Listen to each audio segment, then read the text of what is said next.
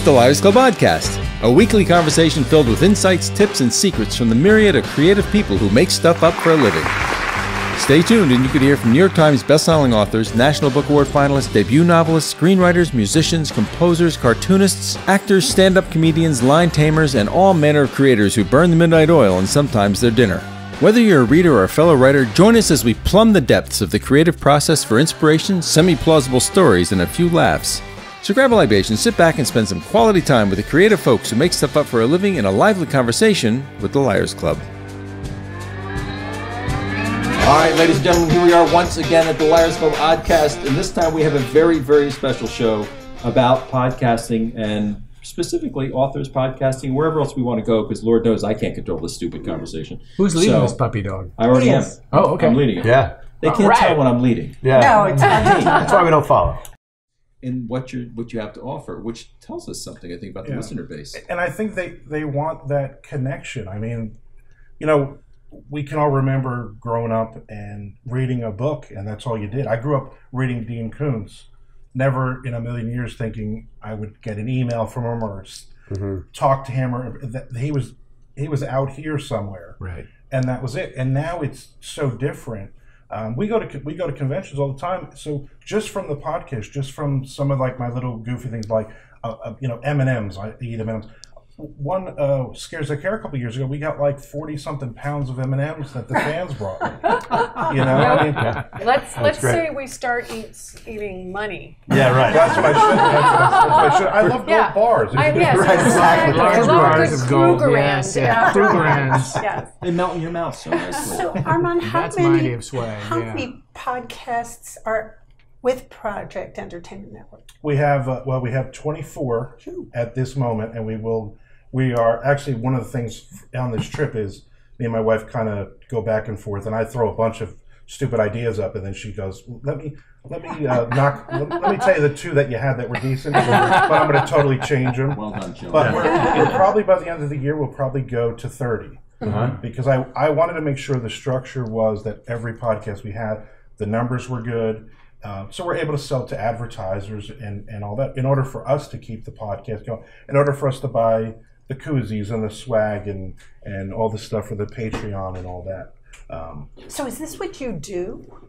I'm a full-time author and I'm a full-time podcaster. So it's like So you have two full-time jobs. Yeah. Yeah. And my wife works a full-time job, so she helps out when she gets home, you know, in the evening. So we are pretty busy. She's a full-time job and full-time knocking down your stupid ideas. Yeah. Right. And you have a background in radio, and I just wanted to talk about that for a second, because a lot of people that we meet think about, doing a podcast on their own, and they think they have to have a background, like some sort of golden pipes or something. And I think that I am testament to the fact that you don't have to have them. Voice. But You have very good voice. what advice would you give to someone? Like, how is there a way to know if someone's kind of well suited to it? I think you just got to be comfortable, you know. I And mean, that's yourself. You got to be yourself. When I was in World Horror in Portland, they had a podcast panel, and there was two very different guys. And one guy basically said, "I do an hour every week, but I edit it. It takes me about 5 to 6 hours to edit that hour." And the other guy said, because he takes everything out. Yes. So do we, but still. And the other guy said, I record for an hour, and that's my hour. Right. Whatever happens. And I thought, that's great, because people want to hear that, and those are the most memorable ones. When we do advertising, the advertisers love if you naturally you flub it or you're goofing around. I get planes go overhead. It seems like they time it.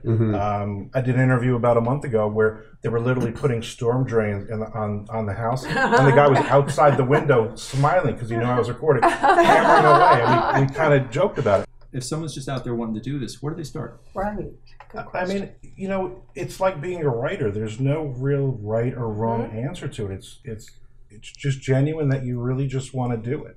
And that's what I tell people. I'm in like a few of those like Facebook groups where they're talking about you have to have this equipment, and you can only go through Libsyn, or you can only go through Podbean, and everybody's arguing back and forth. And I'm thinking, it doesn't matter. Right. You have to have the time, and you have to have the energy and the focus, and you have to genuinely want to do this. I talk to people all the time who because we're doing so well, we probably have about 30 podcasts right now that have expressed interest in being part of the network. Oh, interesting. And some of them are brand new that they haven't started the podcast. Some of them have hit a ceiling and they want to get on and everything else. And it's so interesting to talk to them and their story, where they start, what do they use, how often do they record? I mean, all these different things, and it's all different, but it's got to be genuine. And the worst ones I talk to is when they're going, okay, so how much money can we? I want to make. Like I literally had a guy who said, I want to make. My goal is to make $500 a month or more podcasting, and I said, well, good luck with that. Do me a favor, when you figure that out, please tell me, because I would love that. Yeah. One of the things I was thinking earlier, we were talking about the blogging, and one of the problems with blogging, and I think everybody in this room probably has had a blog at one point, and then kind of you slowly stop blogging. Just run out of gas on it. Yeah. As you running the network, how much of a problem is that? I mean, have you run into that where people like, I had to work this day and I couldn't do it, and then I kind of lost interest, and things kind of peter out? Is there a similar dynamic at play, or is it totally different? I think so. People would jump in, and it's like every single week we're going to record or whatever. But I'm also aware of the fact that we're not making money. I mean, our goal every year is to break even, or to at least give everybody like a token payment at the end of the year. I mean, I gave Keith $10,000 last year. Split up between the. Keith, we want to talk to you, Keith. Where's the door? But you unclip. Come out from under the table. You do this. You do this for the love of the podcasting, and I mean, you guys obviously have a lot of fun hanging out and doing, so that's part of the charm of doing it and everything, and that's what I tell people. That's really why you're doing this. It might. Go ahead, Jonathan. I want to throw something in on that too, because I just had a conversation about that topic with Chris Golden this morning, because we have not been the most regular with getting Three Guys with Beards podcasts up. And we're going to have a little talk about that. Fight me.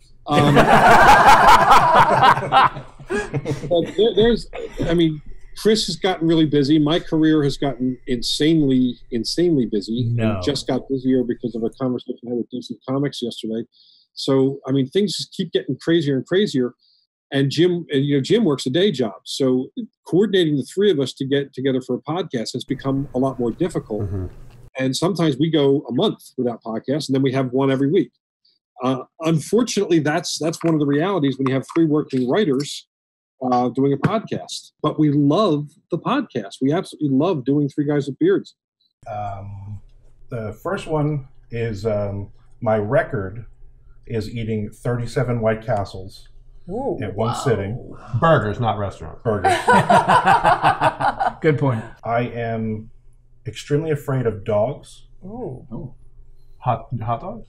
So far, these two are both true for me. The third one is, ever since I was 12 years old, I've wanted to become a full-time author. Okay, so 37 White Castle burgers. They're small. White Castle burgers. They are. That's true. They are. That's true. But 37 were. They add That's up. a sack full, for sure. And then I'm going dogs. Doesn't I like was going to go dogs. dogs Afraid also. of dogs. Dogs is the most And one thing surprising. was 12. Maybe. I'm gonna go with the Wait, writer. Two Lies and Truth? So I'm going with what's the it- writer. So what's your thought, John? I'm going with dogs. I don't believe a dog's thing. Oh. So which 'Cause you one? might I don't know. either. Which Yeah, I one do you think think is the truth? 37 White Castles. I think he's a cat guy. I thought it was Two Truths and a Lie. No, it's Two Lies and a Two Truth. Lies and Truth. We do this all the time. For him, We it's get Two screwed Lies up. and a Truth. I think the writer one is the truth. All right. So we have White Castle, Dog. dog, Writer. writer, and I'm gonna go with. Actually, I'm gonna go with White Castle. Because I think the 12 when you were 12 is a different thing. It's not. It's not The age is And all we know is Jonathan. He Jonathan, what are you So voting which one are you going for? Hesitated. You Jonathan stumped said somebody. writer.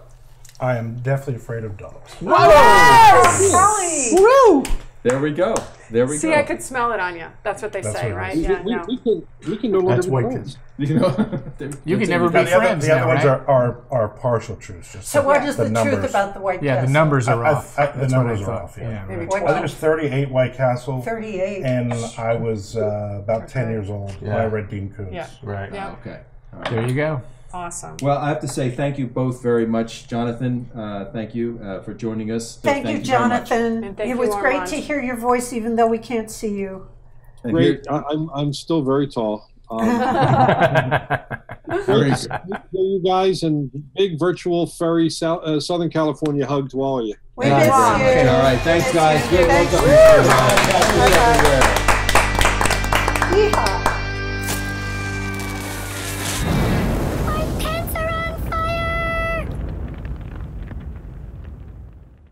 This has been an exclusive presentation of the Project Entertainment Network.